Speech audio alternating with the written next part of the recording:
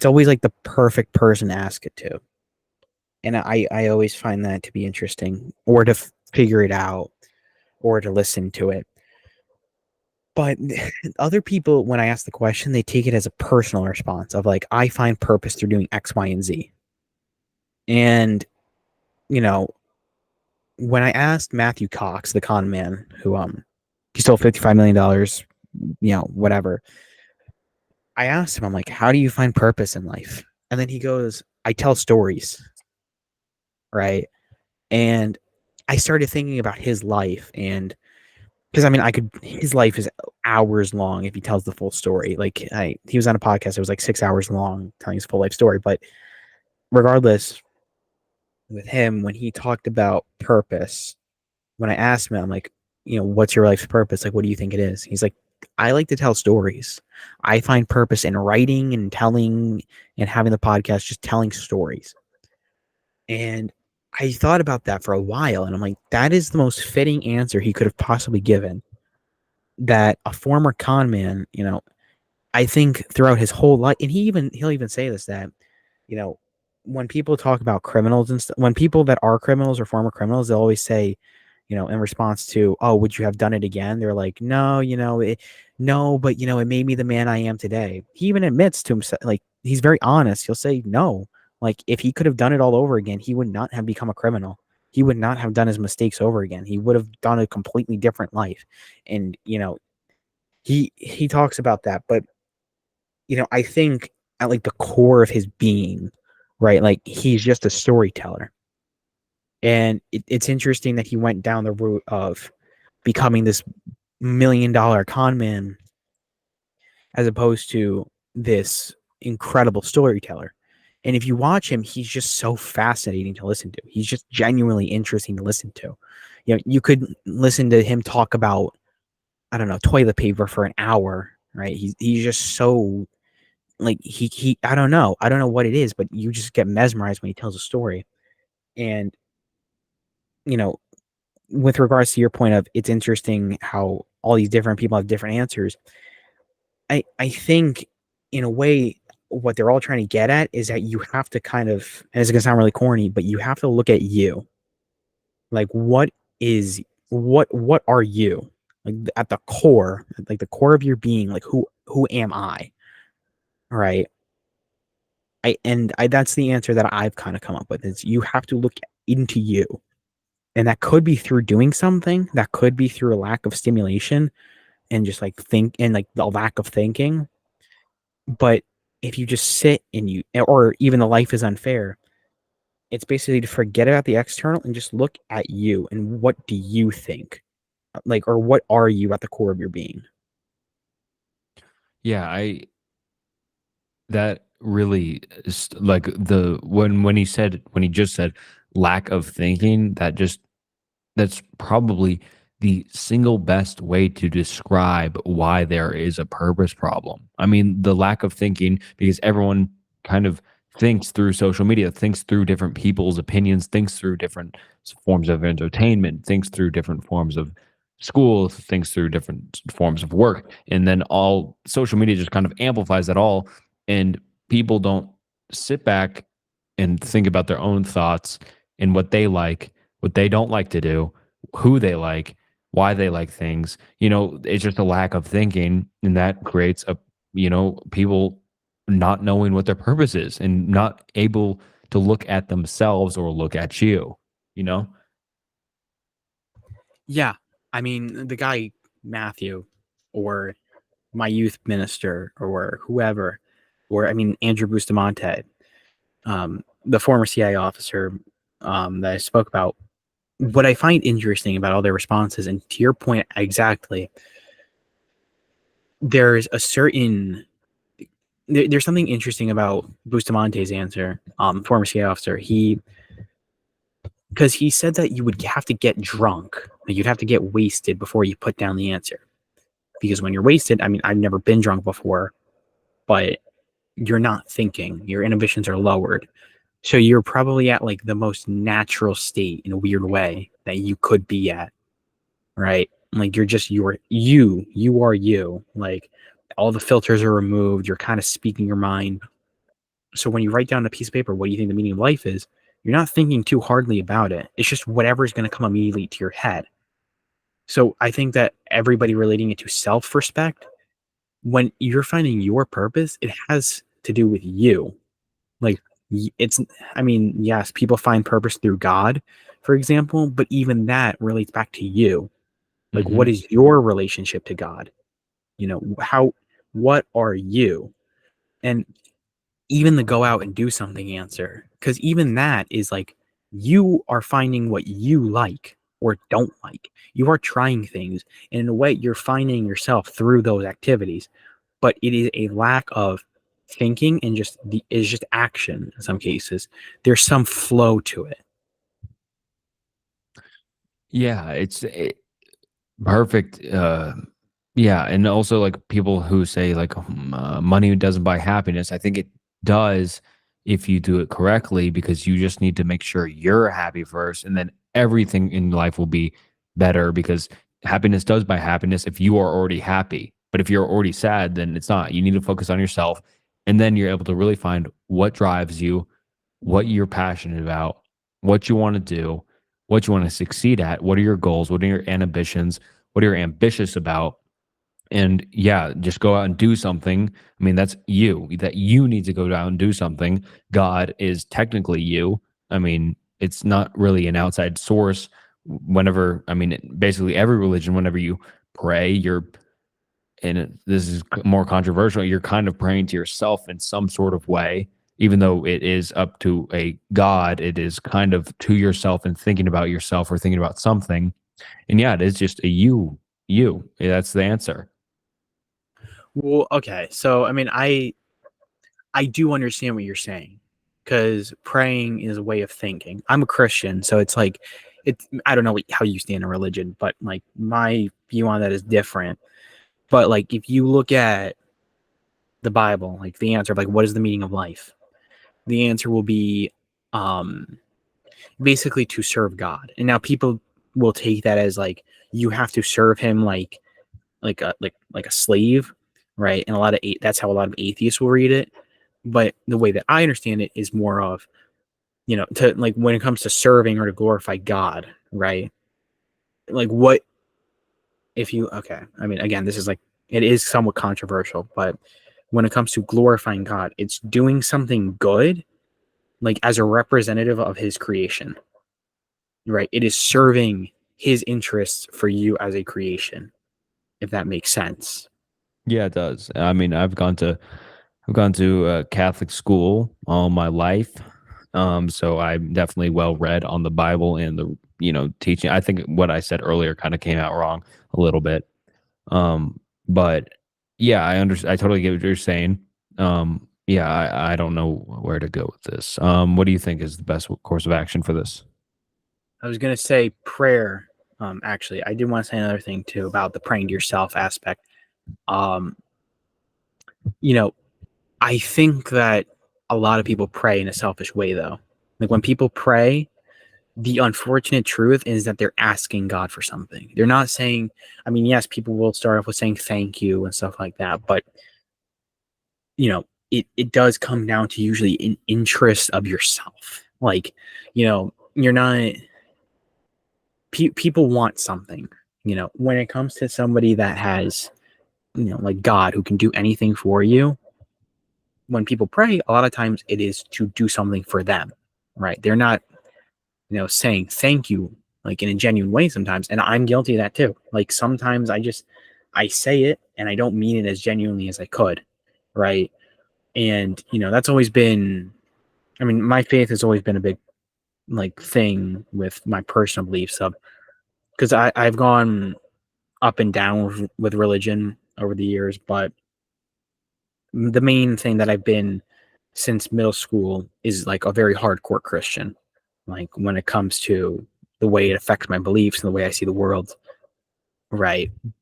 And what one thing actually interesting, and I didn't mean this to turn into a religious thing, but um, Jesus, when he came down to earth, is that his whole thing was telling everybody to love each other, right? And he's like, everybody here is just as bad as the person next to them, right? And has done bad things. And you guys can't judge each other. You have to all learn to love each other.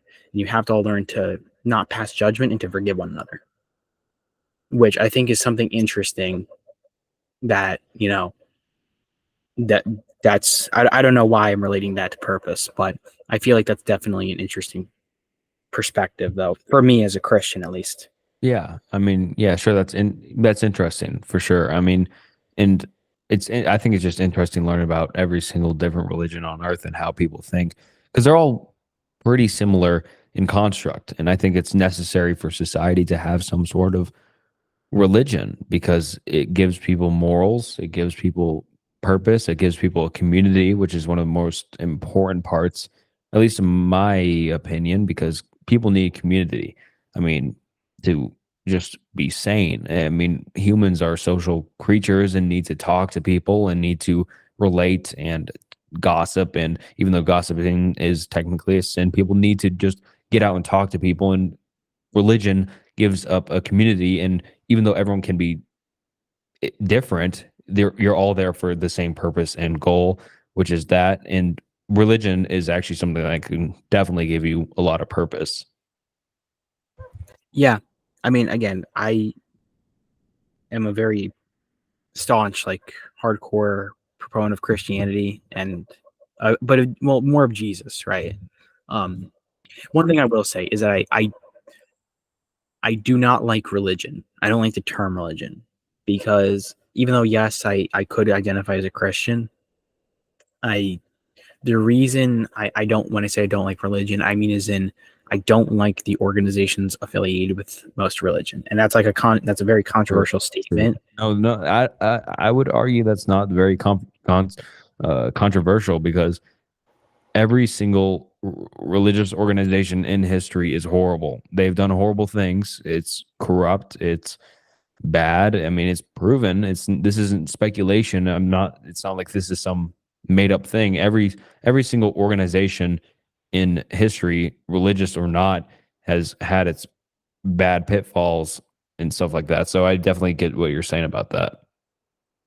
Yeah, I mean, one thing I will say is that whenever an atheist complains to me, or maybe not even an atheist, but somebody that's agnostic, struggles with their faith or whatever, every complaint they have about Christianity comes down to a complaint about the organizations behind Christianity. And I that's almost like 100% every single time without fail. So here's an example. So, you know, atheist YouTubers, right? I'm not going to say names, but a lot of them do have problems with, they'll be like homophobia, for example. They will say, why do all these Christian organizations seem to hate gay people? Oh, isn't this hypocrite? Like, what? Look at how terrible this is. But my response to that is, well, that's not, like, anybody who's sitting there saying to hate somebody is not a follower of Jesus, or at least does not understand the teachings of Jesus, right? Because the one thing that Jesus says, right, is to do unto others as you would want them to do unto you, to not pass judgment, to do the exact opposite of everything, unfortunately, the church has always done. The church, Christian organizations have seemed to do over the past hundreds and hundreds of years, right? I can't speak for any other religion, but it is something I've noticed with atheists when they say anything bad about Christianity. It's always like, well, I don't like Christianity because the people involved with it is homophobic. It's not a good organization. Well, they don't say it's not a good organization, but they always allude to it. It's always, I don't like Christianity, right? And it always boils down to, yes, there's arguments, like they will say as well, I think religion is a fairy tale, but as an example, but it usually comes down to questions like, why would a good God let bad things happen? Or it comes down to a lot of it being they just don't like the people that are involved. Like, it's always, Catholic Church covering up pedophilia. That's a D1 example, textbook example of, you know, how of religious corruption and abuse. Yeah, I definitely get what you're saying about just reasons why people pull up different things. I mean, me personally, I don't care at all what you believe in. I mean, you're just a person, whether you're bad or good or dumb or smart or whatever. Yeah, I don't care what you believe in. I care about who you are and try to get a good read on who you are.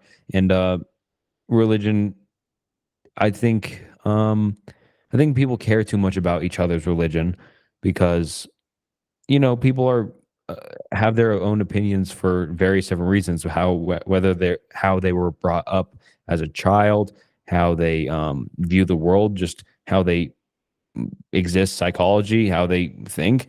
I don't think there's much reason to be in others people's kind of brain trying to convince them why they're wrong or why they're right. I just don't think there's any reason for that. If someone believes in something, cheer them on. I mean, that's awesome.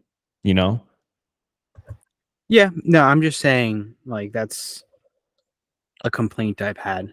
Like, when like, if I've ever said I'm a Christian, it's just always, it's never like, oh, why would you believe in that?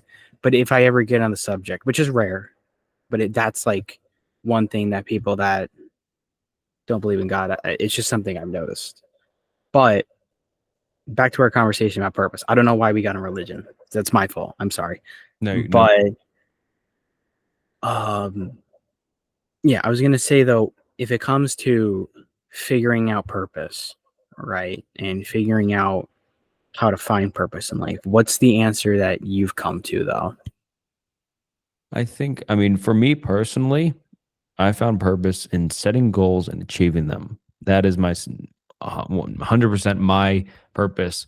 I don't, I never really found, I mean, not to go back to religion at all, but I never really found any sort of like, really like deep seated purpose in it. And so I really needed to start setting physical goals and completing them since I think, I mean, based off human psychology, that is what makes humans tick and what makes people go is by setting goals and achieving them. And my goal starting out on YouTube, 100,000 subscribers. I got to 100,000 subscribers. Next goal, 100 or 1 million subscribers. I just what makes me have purpose is having foreseeable goals and being able to manifest them and being able to see them come through slowly around you. That's what gives me purpose personally. I get that. Um, I mean, even with my channel, for example, I find in a weird way, I find kind of purpose in like not only just the interviews, but also sometimes getting certain interviews, right? Where it's like I'm like, oh, like if I could interview this guy, this would be really cool.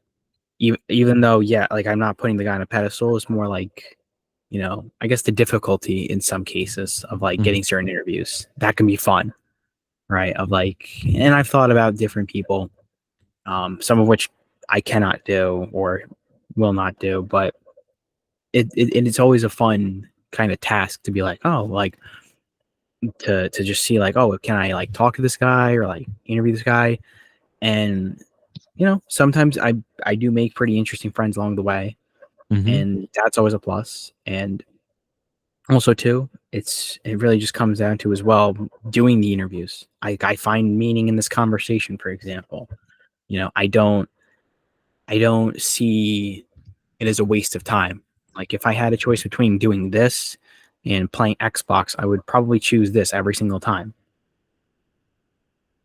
Yeah, for sure. I mean, I think this like conversation like shows it perfectly how like everyone's purpose is dramatically different. Like for me, like podcasting, I mean, this is my like one of my first podcasts or just talking on a like live tech kind of live long form format and it's fun. I enjoy it, but for me personally, it's not what makes me tick. It's I mean, whatever like the guy next to me, my dad, what my grandpa, the guy on the street, we all have different things that give us purpose. And that just shows how there's not a one size fits all for it. Then you have to go out and try to find it for yourself and find um what makes you, what you're good at and what you enjoy. Yeah, and I think that's a valuable thing. One thing I just thought about is the question of and then what? So the question of I don't so okay, so when, because some people always set out these goals and these like purposes for their lives that they really want to do. So like, okay, like here's an example. For some people, it's our age. They'll say, "I want to go to I want to do this thing. Like I want to become like a D1 lacrosse player," and that's a cool thing. But I feel like then a lot of times it's like, well, and then what? Like, and it's not to diminish their goal at all. Like, if that's your thing, I am 100% for it. Go ahead, work as hard as you can, do it. But the question then becomes as well of, well, then what are you going to do? Right? Like, I don't like a, okay, here's an example. Interviewing people. Like, I can kind of see myself doing that for at the very least a tremendous amount of time.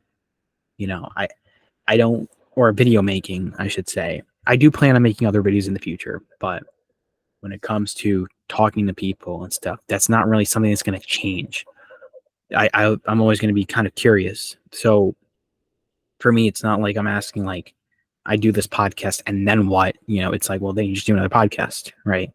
And that's fun for me. For you, it's I do this video and then I can make another video, right? And then on another topic, and that's fun. But my thing with certain, I don't know, like I don't know if you understand what I'm getting at, but not a lack of purpose, but like an unclear motive with a goal or a purpose of like the question of if you can put like and then what in front of it is your purpose. Yeah, that's a really good point on and then what? Because a lot of that's why I never really loved school a lot is because I never really saw the end, like, and then what? Because like then you get to go to college and then you get a job and that's just life. But then I kind of just like, okay, maybe I'll start YouTube and 100,000 subscribers and then a million is my next goal. And then what after that? Who knows? Maybe my next goal 2 million, or maybe I quit. Who knows? But that's just whenever I set, I usually like to move the goalpost because that's just how I am. Like I'm like, okay, I'll be happy when I hit 100,000 subscribers, and I was very fulfilled and happy when I hit 100,000 subscribers. But my next goal is 1 million, and I think you constantly need to be setting goals because there really is always and then what, because you'll never be done. You'll constantly be learning, constantly be wondering what's next. And that's just kind of how life is a never ending clock. You never can press the pause button. So always keep setting new goals and trying to complete them. Well, that's an interesting one of constantly moving the goalpost of, because yeah, I do agree with you. You should always be setting goals for yourself. I do the same thing, but for me, it's never been about like the numbers. I mean, well, it is, in a way, like in a way it is, yes. Like for example, when my videos get like 21,000 views or 2,000 likes or whatever, I always get like kind of like a patter of joy, if that makes sense. Like, I get excited. I'm like, wow, that's a good amount of views. But at the same time, I also say to myself, I'm like, is that why I'm doing it? Right? Like, am I doing it just for a number of people to follow me? Like for me, right? I don't know. Like I always see it as I just like what I do, right? Like I just like Hmm. interviewing people, and I mean that's not to put you down at all. If Yeah. No. I like the idea of moving the goalpost. I do the same thing where it's like I 21,000 views. Okay, let's try to hit 50,000, you know, or let 200,000 views in this month. Let's try to get 300,000. But I also try my best to enjoy the journey because I mean, in life, if you don't enjoy the journey, it doesn't matter because everybody's gonna end up at the same destination. All Yeah. right. Yeah. Um, I think you have a good point there, but I think that there's something there where it also depends on personality type. I think two different people, someone would be like, I don't have any goals and I'm happy with that. But for me, I need a goal to be strive for and be happy. And I do find joy in the journey and slowly ticking off the one like 1,000, 1,000, 1,000. And for me, just gaining a larger, audience is just awesome. Having an audience to watch my videos and be able to monetize those is amazing. And it's just something I've always wanted. And it's slowly becoming a dream come true. And like I said, I think it's just maybe a personality difference where you do it more for passion or want it to be more for passion. I kind of want to just set hard goals and complete them, you know? Well, I mean, again, it's something I have thought about, and I don't think it's a personality difference because well, maybe it is, but I do find joy in like getting those accomplishments and those goals, right? And I mean, I don't know. Let's say like the gym, for example. I used to be really, really into the gym and go like every single day. Now I don't for a number of different reasons. None of which are valid, by the way. If I could go back to the gym every day, I would, but and I still can, then I should. But I got all the way up to benching 195, right? And that's a really good goal. And then I took a break here and there, and then it kind of meant less and less to me. Hmm. And then, in the podcast too, my interest in the podcast originally was, and I don't know if I don't think I've ever told the full story, but, and I probably will eventually, but basically, my life kind of changed and I didn't know what to do. So I went on this like tremendous weight loss where I lose like 35 pounds in 2 months.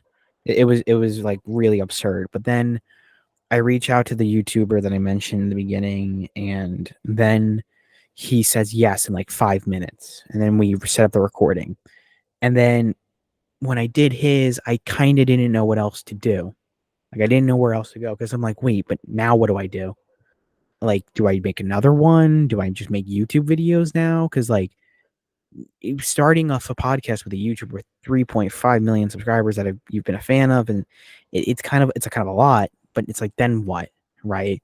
Like it is the definition of the and then what.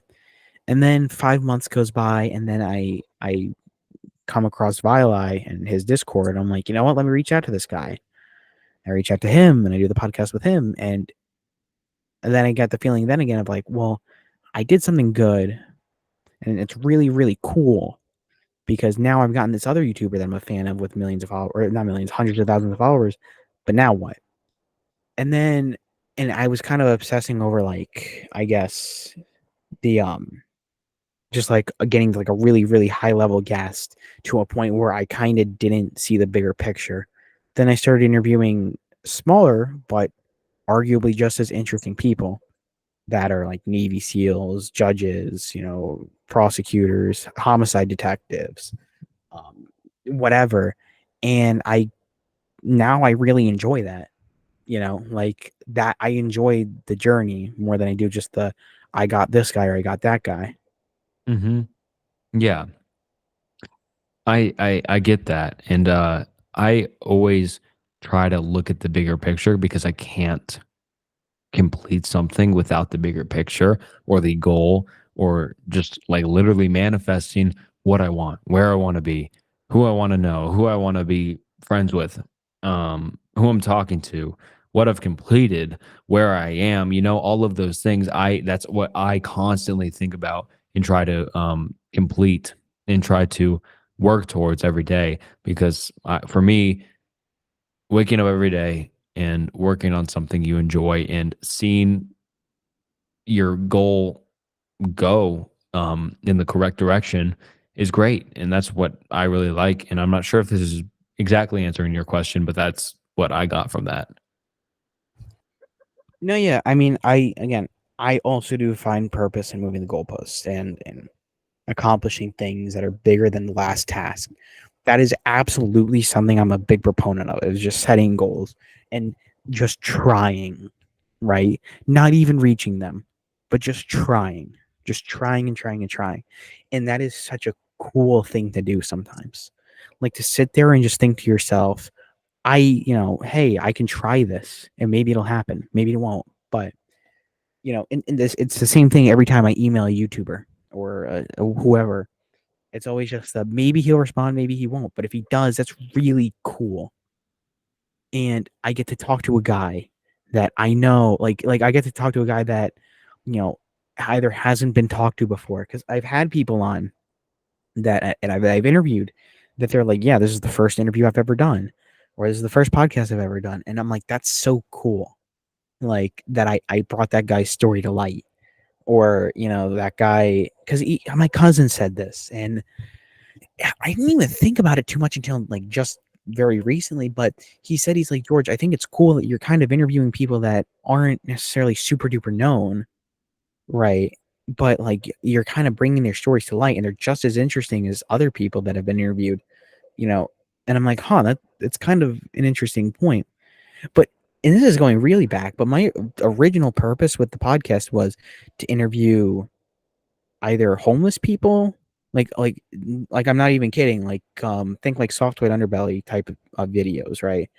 It would have been to interview not only just homeless people, but like charity workers, self Hmm. improvement people, and that would have been it, right? Like those types of people that were like doing good for mankind, or like you know just that, like a kindness, like self improvement type of content.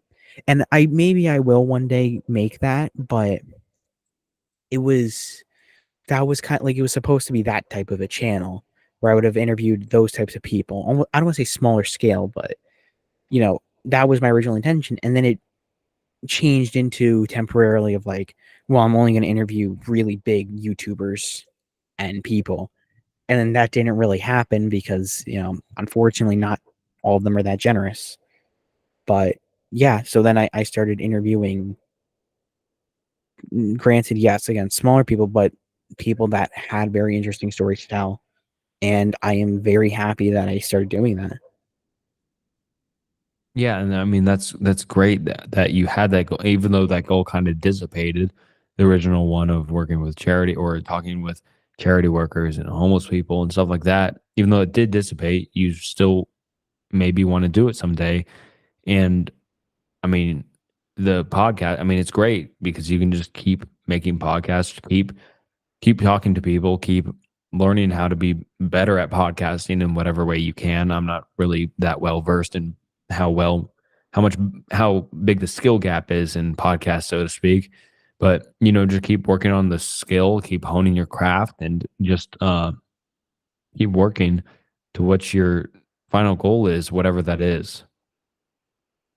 I hope the same thing for you. And now you said something before that I kind of want to touch on. You said maybe 2 million, then quit.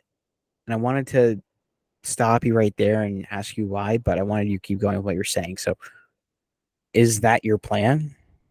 Um, I don't think so. I just said that as just like, well, maybe like a million, and then like maybe who knows how old I'll be at that point. Who knows what I'll be doing? But I get kind of once I complete something, like I thought about kind of quitting for temporarily for at 100K because I kind of reached my goal, and then I didn't really have that purpose anymore. And then I slowly, gradually got back my kind of motivation and drive to get a million views because I just need that end goal. And who knows, maybe at a million subscribers, who knows how old I will be, who knows how long that'll take. But that's my goal right now. And I'm not sure how I'll feel then. Maybe I'll be like, oh, yeah, 1 million subscribers, we're still going, 10 million next. But I don't know how I feel. Maybe I'll be like, 1 million, happy with that. Let's work on something else in my life. Let's go try a whole different path of something. Or maybe I'll keep going, like I said, then go 2 million, 3 million, 4 million, 5 million. Who knows how big, maybe it just really just depends how I feel about it however long down the road. Do you see yourself as ever revealing your face? Yeah, definitely. I just haven't yet. I'm not worried about revealing my face at all. I just haven't. I just don't have the time to.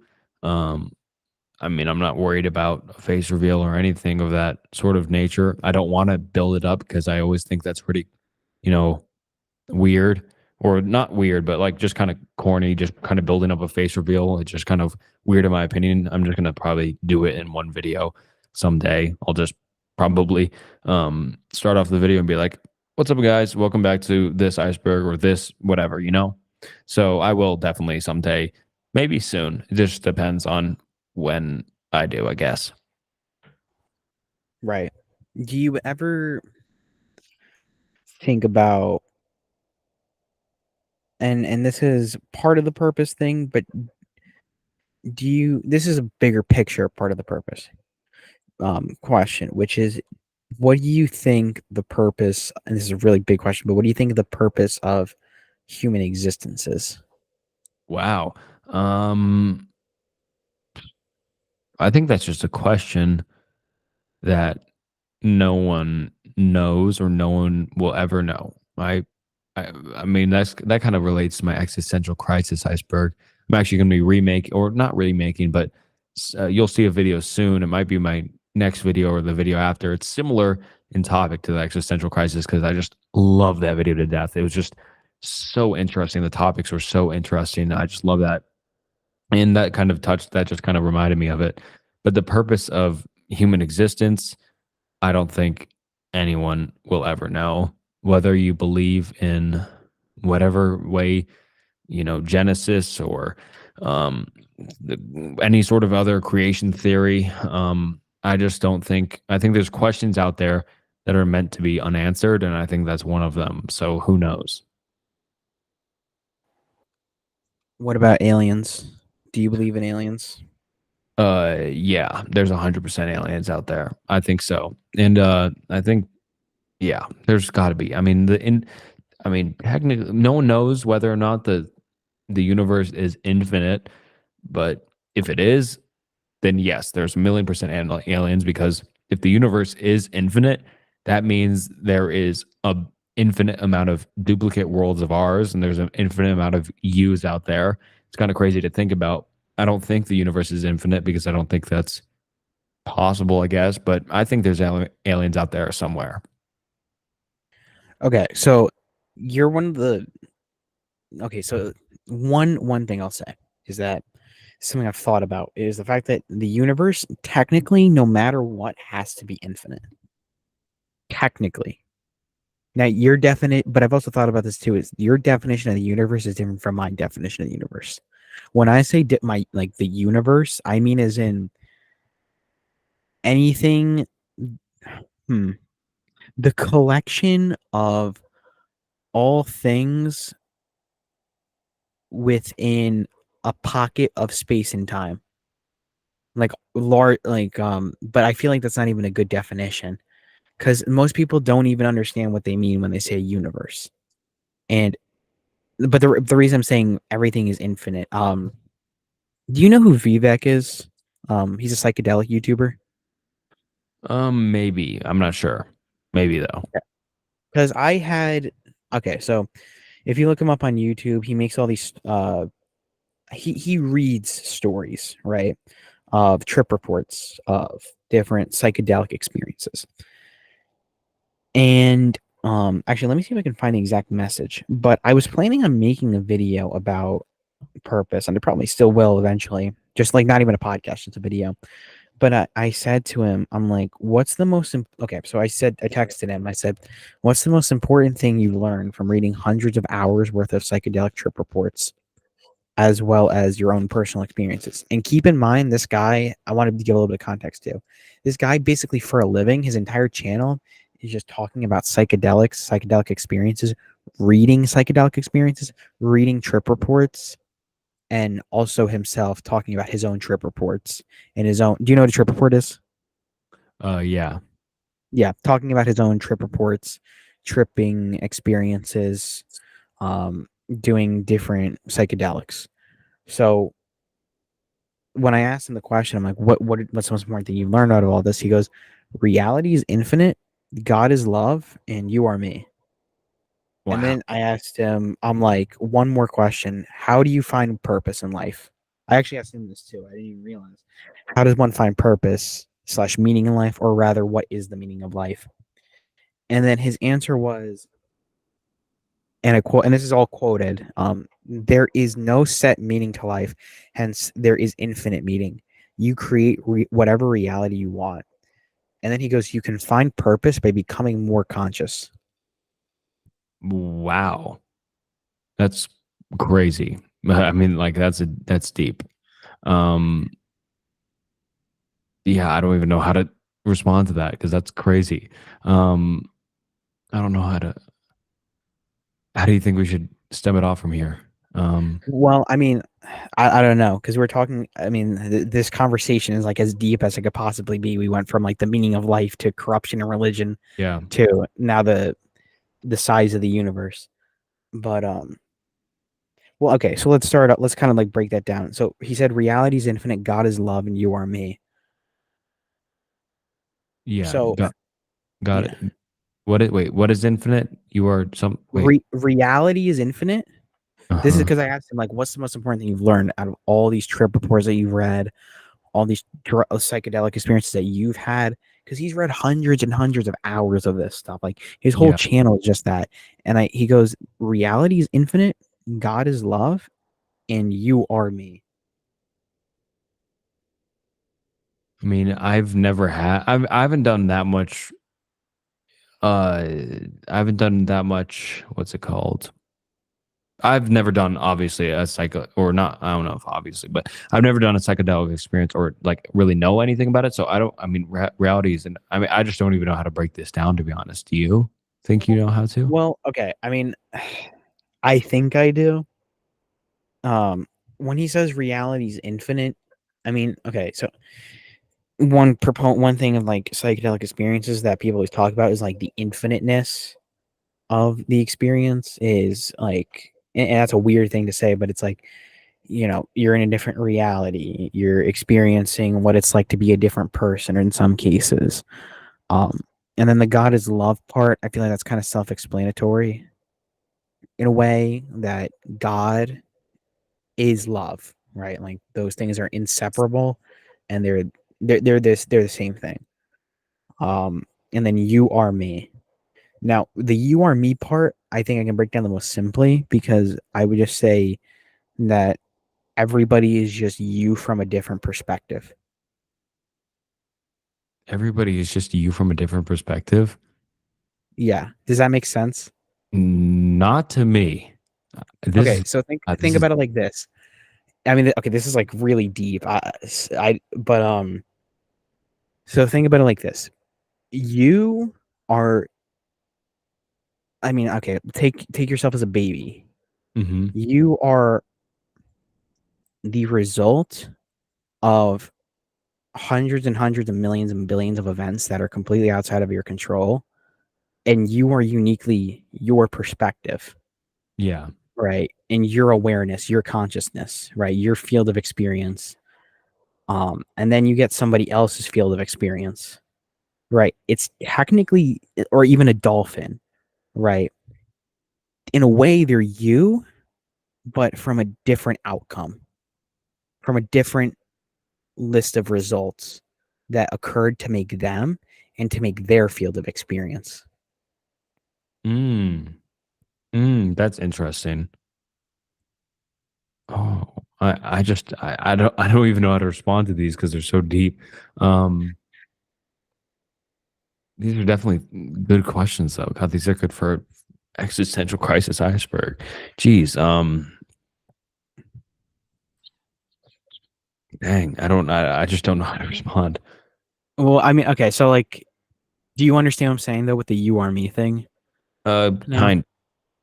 So okay, so like, imagine your perspective. Imagine I put it here's a good way of putting it. Imagine I put a camera on the wall, right, of your room.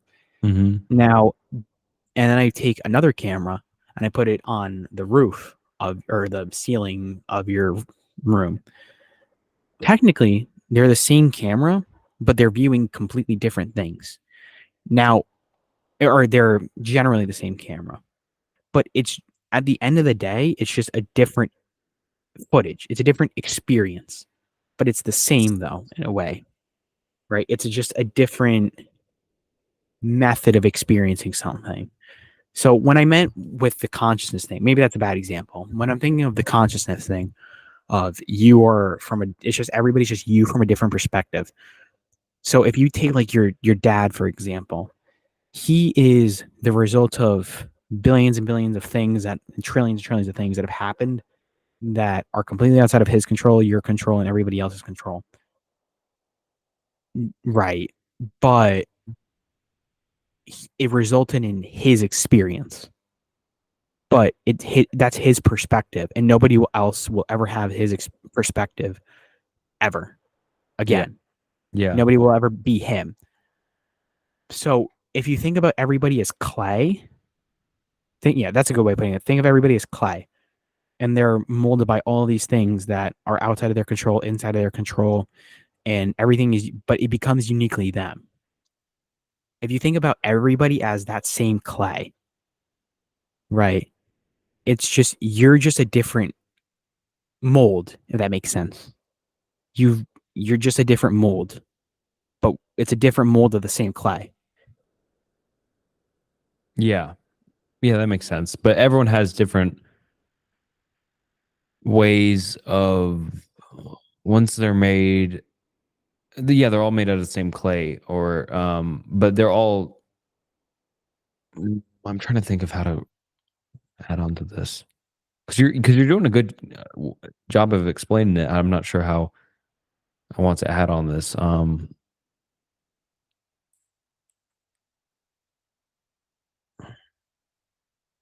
Where do you think I should go with this? However you want. I'm just, I think that's a interesting theory. Um, well, I I mean, also it's think, not so much of a well, theory. yeah, a theory, but like a way to think, right? Kind of, yeah. Like, because it's really just empathy to its extreme in a way. Yeah, Like, I think me personally, because you heard this from a guy who's like all the psychedelic experiences and stuff, right?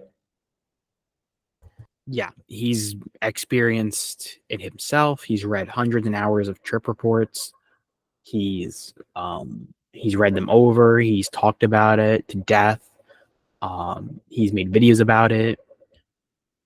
Yeah, I just think, my personal opinion, once you get into that, I think I just can't think that way until I experience that, or his mind is just so into that kind of melded into that idea of that, which I just can't understand. But me personally, I think he's just. uh, I don't think I would agree with it to think like that. I just think since he's been doing it for so long, has many experiences with it. Maybe his mind is just adapted to it, you know? I would disagree with you because I've never done psychedelics, right? But I Yeah. understand. But like when I say you are me, I just don't think of like a we're all one sort of thing. I hate that so much when everyone's like we're all one, like unity. I don't know because it means nothing to me. But the way he put it, you are me. It's just everybody is just you from a different perspective. You that like it is okay. Consciousness, like think really big here. Consciousness that is like the thing between your ears, right? Hmm. If you get a dog, they have that same thing between their ears, but from a different perspective, from a different viewpoint, right? Or if you get a worm, even maybe they don't have a brain, but their consciousness, like there's something in there, like life itself, every form of it is just you from a different perspective, from a different viewpoint. Well, well, eh, there's physical differences between everyone's mind as well. Like they're not all the same at all. Like if you compare me and you, I'm sure like psychologically we may be very different. I don't know, maybe we think completely different. Maybe and then if you get someone off the street, our consciousness is not the same, I would argue. I mean, you probably don't agree with this, but I think that um everyone's is different based on a real like a based on like a reality standpoint. I mean, everyone's brain is built different. I mean, not the same. That is true, and I get what you're saying, but don't think like in terms of the physicality of it. I mean, like think. I mean, I guess you could, but think more in terms of your experience, like not like the brain. I'm saying like think the experience itself, right? The experience itself, it's just if you take your brother, your sister, your dad, or your mom, it's you, the core, like the energy that makes up you, right? They're experiencing the same thing, but from a different perspective. Yeah, they are. But um a very different perspective, arguably, because everyone, goes through their own kind of path, so to speak. And so, like, even if like you and like your brother were always together, like almost handcuffed to each other for your entire life, you guys would, like, 10 years later, still probably view the world a little bit differently. Yeah, I'm not sure. I'm just not sure how to respond. I think I don't know if you're getting it like the way I'm thinking about it, maybe. Because I guess the clay analogy would be the best. That if you think of all life as clay, it's the same clay, right? Of all living things, but everything has just been molded to be a slightly different way.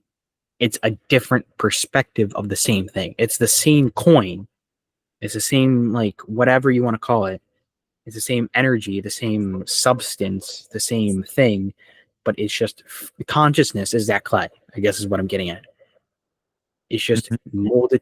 It's molded to be a different perspective. The perspective itself is the clay, but it's a different one, right?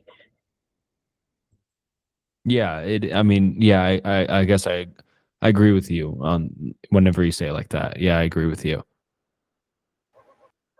Okay. I mean, it's just, I don't know, like, because what he said, like, it's all true, like that the reality being infinite thing. Hmm. So that's how I got onto this because it reminded me.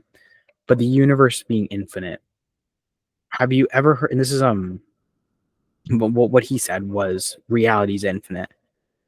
Now, I think just from doing psychedelics too, that's the type of experience that you have with reality being infinite, and like you experience like infinity. Supposedly, I've never done it, but I feel like that's a really interesting statement, and I don't think it's something that think people tend to think about, that everything is infinite. Like, that's really scary when you think about it too. That no matter what, like whether like I believe there is a God, but Hmm. no matter what, reality is infinite. Like you can always go 10 meters out, if that makes sense. Like, am I making sense when I say that? Like with reality being infinite, you can always go 10 meters out.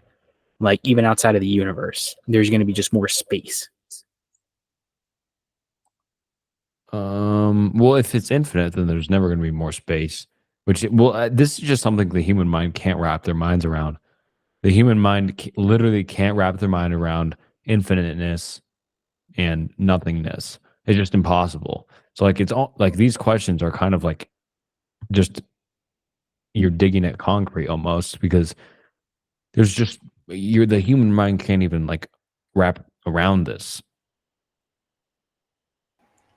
Right. Or at least it's not intended to. But that also brings up an interesting question because, and I know what you're gonna say to this too, but when, again, the guy Vivek, like when people do these psychedelics, like they do experience infinity and also nothingness. Right. Now, what I feel like you're gonna say is that it's likely some simulation of how the mind would interpret nothingness or infinity.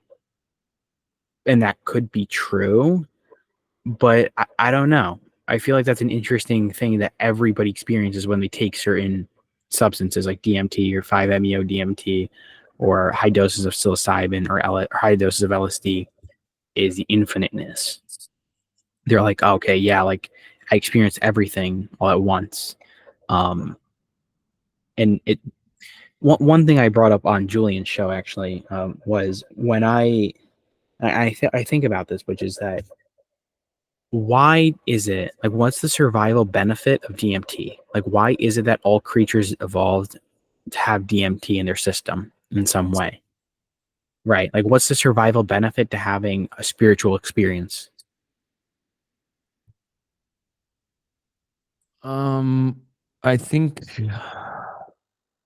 Well, I could go and try to disprove this by, well, I could either agree by saying, yeah, maybe it's meant to be, or disprove it by saying, well, does alcohol or weed, marijuana, same thing, or, cocaine, other sort of different drugs, what does alcohol give you? Nothing, nothing. It really doesn't. So is DMT just that? Just another sort of kind of something else, except just kind of has a little bit different ingredients, so to say.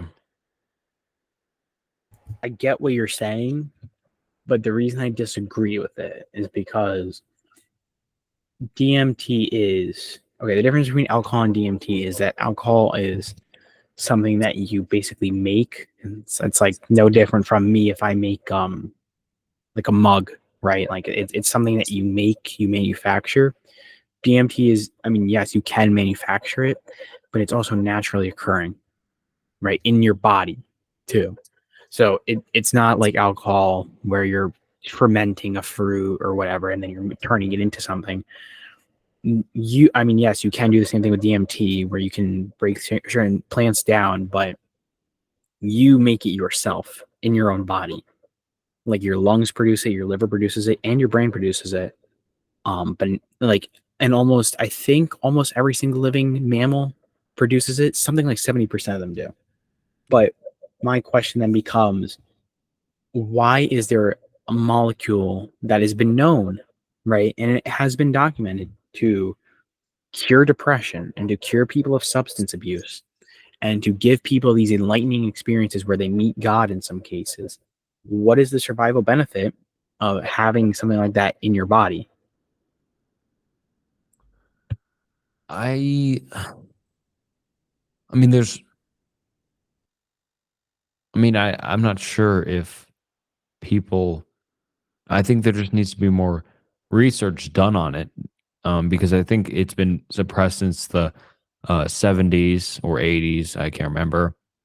I think during the 70s, when the war on drugs and just like banning every single drug, that really halted the progress of studying psychedelics, such as DMT, which you're saying.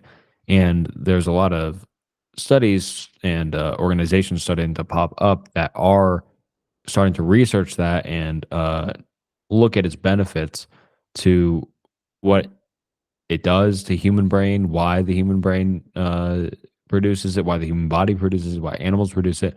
I think it's just a lack of research. I'm not sure why. I don't really have much of an opinion on it currently. Um, I I need to get more well read on it before I have a strong opinion. And I think there just needs to be more research, just like anything else that is uh, research done across the board, no biases, just straight facts, like about it. That's a fair opinion to have. I mean, but you can understand where I'm coming from, though. That it's like it's a very interesting subject that Yeah, yeah, very interesting. Yeah, for sure.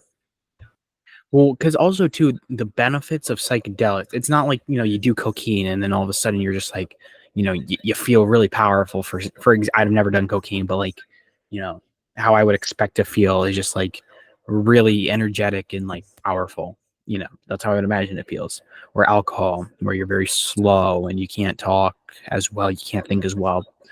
But in these experiences, people are going in with like severe PTSD, like literally incurable PTSD.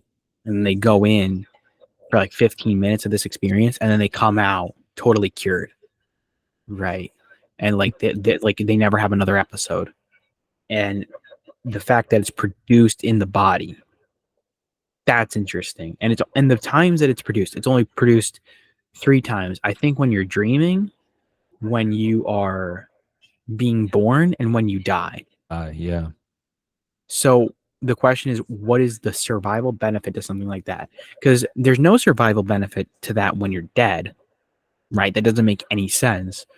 That'll be produced when you're being dead or being born because, well, maybe when you're being born, but when you're dead, you're just dead. Like, you can't, Well, do it's we not know like that? you're gone. Maybe, but do we know that? Do we? Maybe not. Do we know that you're gone forever?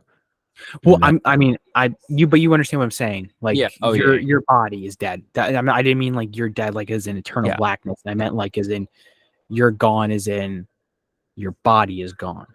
So I'm saying like if you do DMT, I'm sorry, why is it being produced at a time where there's no survival benefit? I just think there needs to be, like I said, just like I understand where you're coming from totally. I think just there's not enough research done at all about any of this, and there needs to be, such as DMT mapping, world mapping, how everyone's kind of in the similar world or mind space. I'm sure you've heard of that DMT world mapping. There's a study I think in Japan or China, where they're Right. doing Yeah. that, where they're just on because like DMT trip is like very short amount of time.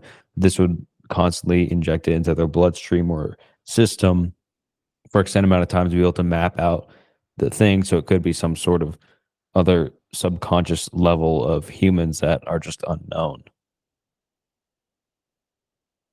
Yeah. And I think that's absolutely an important thing that needs to be done. I think I was going to reach out to the lead researcher in the world on DMT. I don't know if I ever did. I don't think I ever did. Maybe on Instagram I DM'd him, but I do actually want to get him on the show. Chris Timmerman is his name. But okay, actually, this reminds me of something. Same thing I was talking about with Julian. Um, actually, no, I'll be right back. I just want to go to the bathroom. You I know, had to go I'll pee do like three. What? I'll do the same. No worries. Yeah. Yeah, Quick. I'll be right back. Cool. Yo, Cool. Can you hear me? yo. What is up? All right. Yeah, so I was Much. gonna say about DMT was that there was a study done by Chris, and this guy, what he did was he took a really interesting approach to mapping out the psychedelic world. Not mapping it out, but understanding it. He took all of r/DMT, and he took all the trip reports, which is something like 3,000 plus trip reports, right?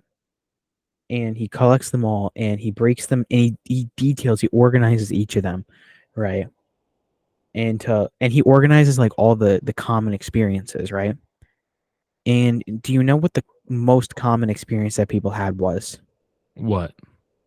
And I like it wasn't out of body experience even. And this was like shocking to me, right? You would think it's an out of body experience because that's what everybody describes, right? Like you know what I'm talking about? Like that's what everybody describes Yeah. first. But that isn't what he described as being the number one thing that occurred. If you actually looked at it, I think it was something like 80% or 60%, some ridiculously high number of those 3,000 said that they had reported some type of an experience with that communicating with an entity of some kind. Mm-hmm. And that could have been and the difference in experiences like of who they were communicating with is vastly different. But there were more that's so weird. It's interesting to me that more people reported talking to an entity than they did. Yeah. The DMT entities. Um, yeah, they're all really interesting. I've had a few of those inside my icebergs before. I think DMT is just a very interesting drug, would you call it, or just some sort of very weird chemical that needs to just be, I guess, thought of more because I think it's a very untouched area of the world, and it could be a key for a lot of things that aren't known. Well, I mean, my point with just what I was saying was that like it's the fact that it was more reported commonly that people had an experience with an entity over the fact that over just having an out of body experience. Yeah, So I don't know what to make of that, and I don't know how that relates to as well the fact that I actually did think about this too. The most common times when DMT activates, I had a theory of why it's in different animals and stuff. And I know your response is going to be the more research, but I do kind of like to think too of like maybe it's this. But when people do DMT, my theory is that the reason that the chemical exists is to learn something. It's to bring about some type of knowledge. But then I thought about that what because when people do it, they become cured. They face their fears, whatever. But I thought about why is it that it's happening when you're about to die? Why? Like that doesn't really make any sense. Maybe it's your body's natural response to, I mean, like genuine fear or like horror. I mean, you're about to die, which is like the scariest But thing anyone can yeah. experience. And so maybe your body's like, okay, we're gonna help you relax a little bit before you die. Well, I've thought about that too, but when you think about it, there's no benefit there. If anything, when you're about to die, the exact opposite would happen, right? You would become more anxious and you would do everything in your power not to relax. So why relax? You understand why that's like a how okay, the human existence, the number one purpose of or not purpose, but when you look at how the brain and the body are designed, it is to live, it is to survive. It is not to even and this is really like controversial for a lot of people, but it's the truth is that your brain is designed not to be happy, but to survive and to live. Yeah. Right. And a lot of people would hate that, but like that's the truth. And um the point that I was trying to make with DMT was it doesn't make any sense how there's a chemical in your brain that would make and there's all this stuff that would make you relax when you die if the purpose that we understand, not purpose, but the drive for life is to survive. Yeah. And that's just like the primal instinct, I guess. But I'm just not sure like what DMT. It's very interesting. I mean, I've like listened to like a lot of like Joe Rogan podcasts about it. It's always interesting. And like yeah, it's interesting to hear what you think about it because like it just I think it's important to learn about other people's theories and opinions. But I am interested. Like you've kind of put me onto this, and I really want to like do more. Like I know I've said this like a lot, but do more research myself and figure it out. Like what it is, why it happens in nature so much. It might be a reason for a lot of different things and explain a lot of different things. I mean, it could be anything, like you were saying before, but the reason I don't view it as like just another substance is because when you take mushrooms, 5-MeO DMT or NN-dimethyltryptamine DMT, there's because those are like three very similar chemicals. And one more chemical that I will say is also salvia. So I'm gonna tell you a story. So one of my close friends, well, I mean I don't talk to him that much, but when we do talk, it's always a good time. He graduated. And I don't know if you know this, but when you turn 18, you can legally buy salvia. Salvia divinorum is like this super duper powerful psychedelic, right?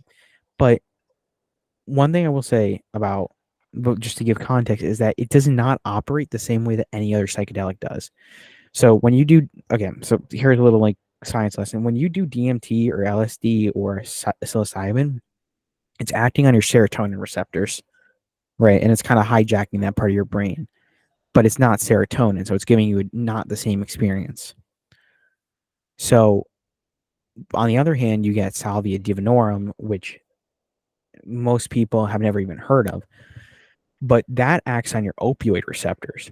And when people do it, they feel like it's like a very dirty drug. It doesn't feel like clean, right? I mean, again, I don't know what the difference in that is, but I guess there's less clarity in it.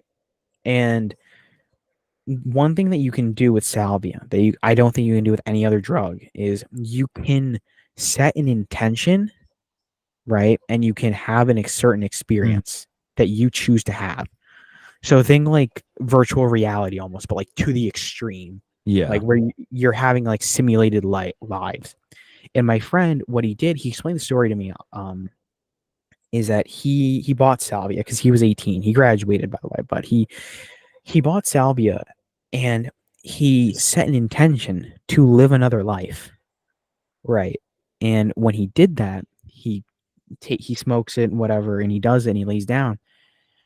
He lived a life. He said, and these are his words, not mine, as real as this one for 65 years. from birth all the way up until he was 65, as real as this one, and as long as 65 years is. And all of a sudden, he fell asleep one day in that life, and then he woke up back in the real world, quote unquote. Yeah, that's insane. I mean, I've heard similar stories. Like I'm sure you know maybe Ari Shafar. He said he like lived underneath the ocean or something. And I think, Yes. Yeah. maybe who knows, one day we'll wake up and be inside um a salvage trip or something. But I just don't I mean that side of like knowledge doesn't really like interest me that much because like it kind of scares me a lot of just like thinking like that. So I'd rather just not change my perception on reality, but I'm open to learning about it. Well, I get what you're saying because I'm the exact same way. I don't like to think about like the simulation theory of like everything being fake and whatever, but because it doesn't really provide me any benefit. Like, okay, so what if it is? Like, I can't change that, right? Like, Hmm. well, if that is the case, what am I gonna do? But I will somewhat disagree with you though on the psychedelic part because psychedelics themselves, I think they have to hold some key to human consciousness that we don't know about. And I've always talked about them because I've always found that such a fascinating idea of you're doing a substance that allows you to connect with something higher basically. And like it's literally curing people of disorders.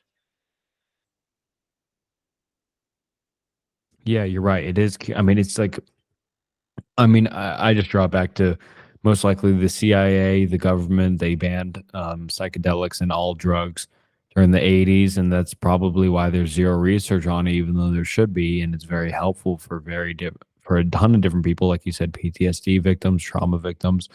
It just, we just got it was an idea that got kicked to the curb for like 40 years, and now people are starting to revisit it, which is good that it's getting revisited and can help a lot of people. I think it'll take time, and slowly and surely more people will start to have their experiences come out, um and people will start connecting dots and understand what it's about. Yeah, I mean that's the hope. All right, I mean that was a really this is the longest podcast I've ever done, and this is Really? also the yes I've never hit the 2 hour mark, let alone 2 hours and 22 minutes.